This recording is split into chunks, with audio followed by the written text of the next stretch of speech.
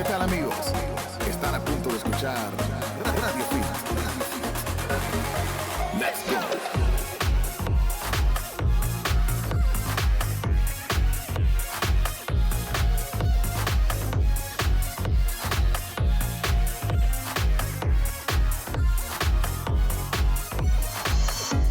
Muy buenas tardes y bienvenidos a Radio Fit. El mundo del fitness en tu radio está al aire ya para que puedas entender todo lo relativo a la salud y que puedas orientar a toda tu familia. Aquí a través de Sol 106.5 FM como cada sábado y también a través de www.solfm.com, llegando a todas partes del planeta. Hay una palabra que a todo el mundo le traba la lengua, le complica pronunciar. Ay, sí. Y es otorrinolaringólogo. Otorrinolaringología. Una de las palabras más largas. Ese es hardcore. Ese es hardcore. Así es. De eso hablaremos hoy. Bueno, con precisamente esa especialidad, tenemos aquí a una doctora que tengo más o menos como 3 años detrás de ella y ya la conseguí, la tengo aquí en cabina, lo voy a decir al aire para que se sienta mal y vuelva.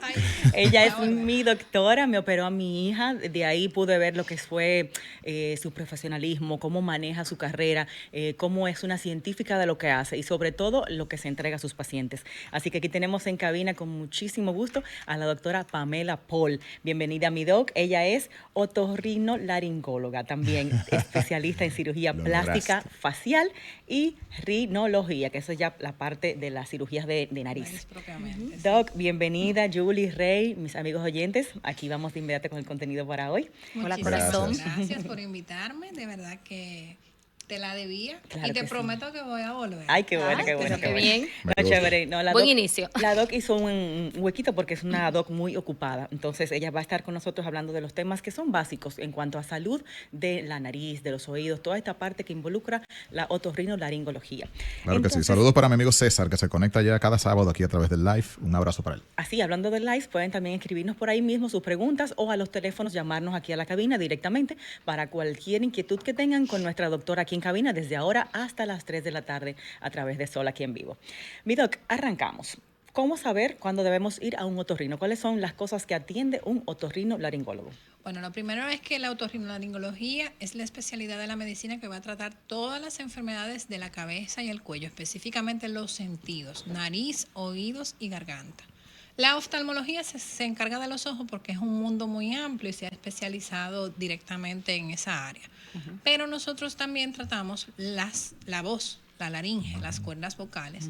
Y vamos a tratar todas las enfermedades, las malformaciones congénitas, los cánceres, los traumas, los tumores, todo lo que abarca los diferentes sentidos que tenemos en la cabeza y el cuello. Todo lo que son los sentidos, excepto la vista, lo trata Excepto la el- vista, lo trata el otorrinolaringólogo. O sea que yo creo que con eso también nos vamos dando cuenta que verdaderamente están muy conectados todos los sentidos. Sí, Por sí, eso, sí. si algo no te gusta como huele, probablemente no te gusta como sabe. Y, Sí, y bueno. el olor, el sabor, la audición. Muchas veces, por ejemplo, la gente tiene gripe y dice, ay, me duele el oído, o se siente el oído tapado. ¿Por qué? Porque la nariz tiene una vía de comunicación hacia el oído y enfermedades de la nariz pueden afectar el oído. Vaya. Entonces, por ejemplo, también algunas personas por un proceso gripal pueden hacer una infección al oído y tener un vértigo. ¿Por qué? Porque el oído tiene una parte que se encarga de la audición, pero también tiene una parte que se encarga del equilibrio.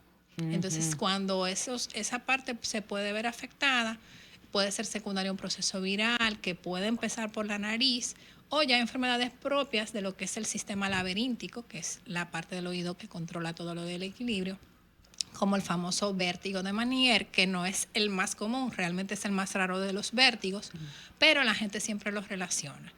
Entonces, el otorrino es una especialidad que, aunque es un espacio pequeño y todos los órganos son pequeños, porque nosotros tenemos que trabajar con microscopios, con endoscopios, que son lentes pequeñitos, miden escasos milímetros, que podemos entrar en la nariz o en la garganta. Y con su martillito también ustedes trabajan. Sí, yo soy la que martillo mucho. Ok. Ahí esa Entonces- parte.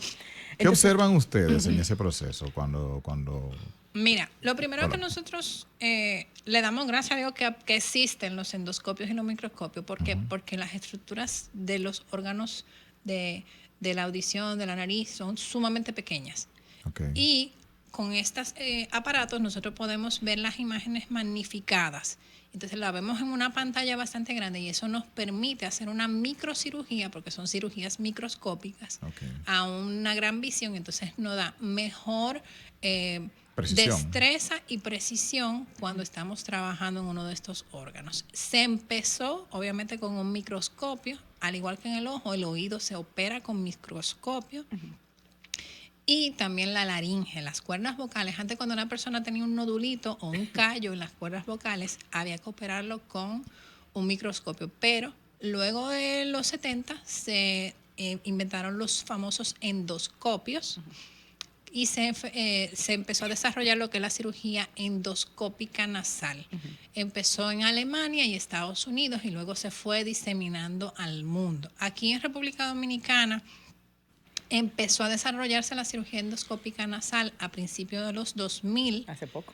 Realmente Muy es algo poco. relativamente, pero no solamente aquí, fue en América Latina completa. Antes la gente tenía que ir a centros muy específicos. En Brasil, en América Latina realmente empezó en Brasil, luego en México, Colombia, pero del 2005 para acá, gracias a Dios, casi todos los Se que nos generalizó. hemos graduado, pues salimos preparados en cirugía endoscópica nasal.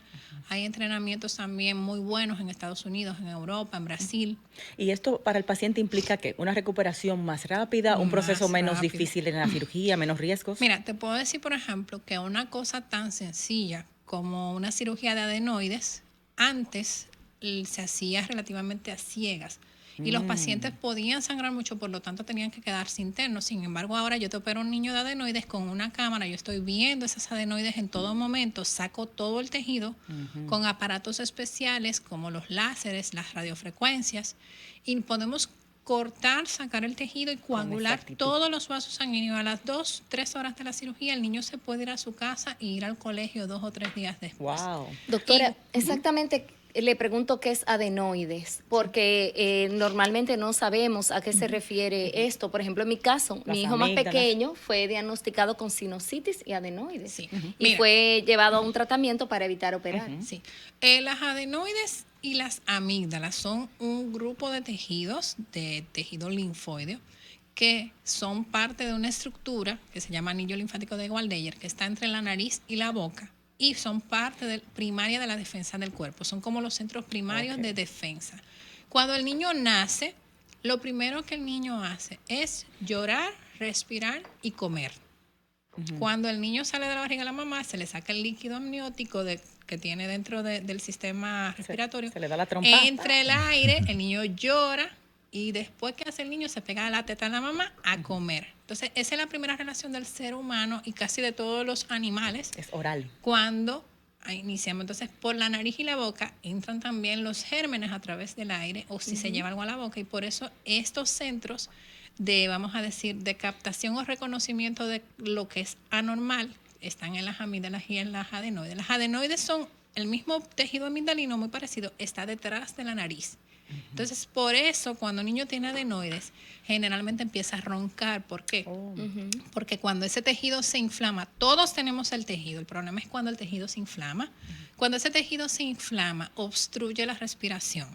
Y el primer síntoma es ronquido o que el niño empieza a respirar con la boca abierta. ¿Por qué? Porque el aire debe entrar por la nariz y si la nariz está tapada, el cuerpo ¿qué hace? Abre la boca para que el aire entre por la boca, pero no es lo funcional. No, eso agrava de hecho las cuerdas vocales. En mi caso que trabajo este tema de la voz y de terapia, siempre se recomienda tomar el aire por la nariz y expulsar por acá, porque ese aire entra muy frío por la boca y se va directo allá.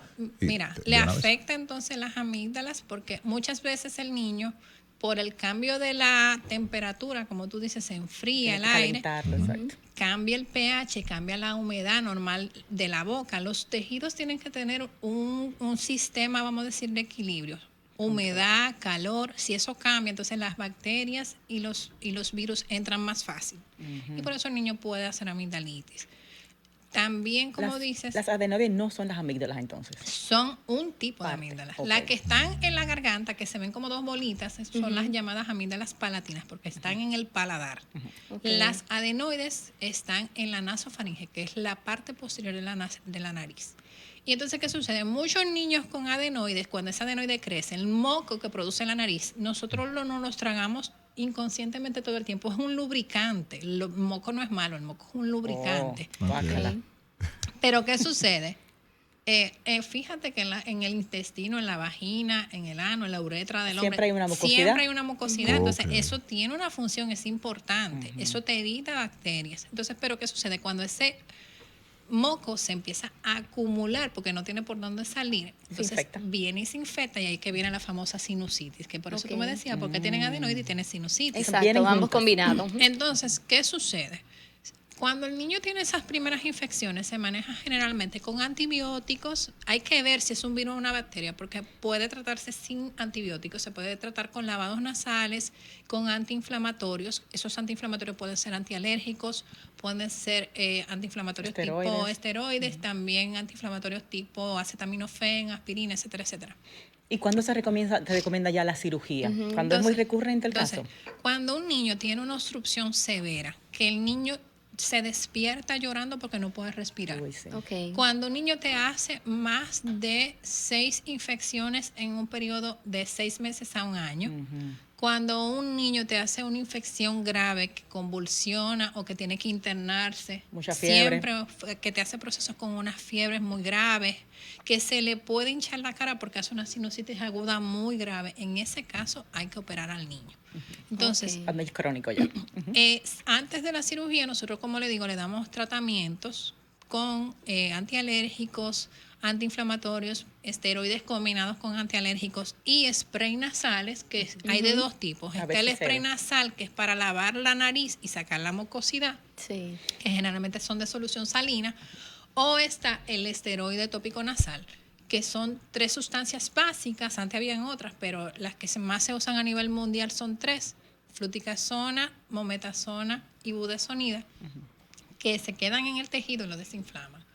Esto es para evitar llegar a la parte de cirugía. Eso es para tratar de evitar la cirugía. ¿Estos son procesos que se dan por temas de genética o es algún tipo de tema ambiental o de sistema inmune del mismo niño? ¿A qué se debe? Influyen las 3 cosas. O sea, hay una tendencia genética, por ejemplo, las alergias. Y las Se hereda. personas que tienen alergias son más sensibles y le crecen las adenoides con más frecuencia. Y también pueden hacer sinusitis. Entonces, doctora, es muy cierto que cuando sacan las amígdalas y las adenoides, pues entonces somos muy propensos a Que que bajen todos más la los virus bajan nuestra defensa y que todos los virus entren. Es Mira real. lo que pasa. El cuerpo tiene diferentes sistemas de defensa y no necesariamente hay que sacar todas. Por ejemplo, yo saco más adenoides solas que adenoides y amígdalas.